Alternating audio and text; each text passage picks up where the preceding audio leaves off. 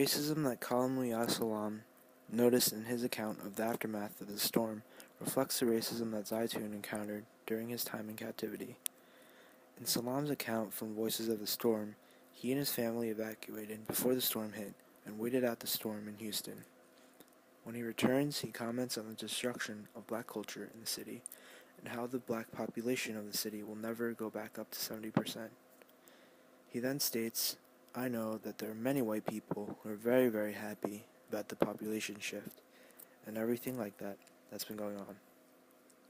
He then takes a jab at the whites in the city, saying, "It's to be expected.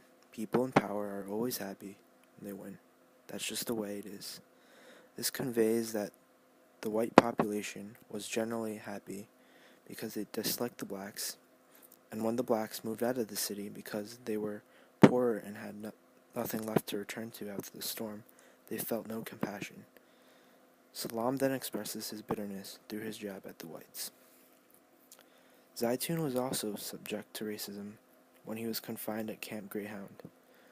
When Zaitun and his companions are locked up in the open-air cages, Zaitun begs for a phone call, but receives an uncaring response from the guard.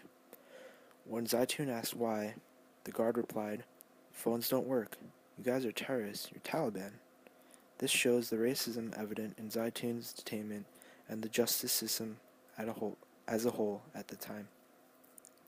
Zaitun was arrested and detained with no solid evidence to show that he was a terrorist, except for his Middle Eastern complexion.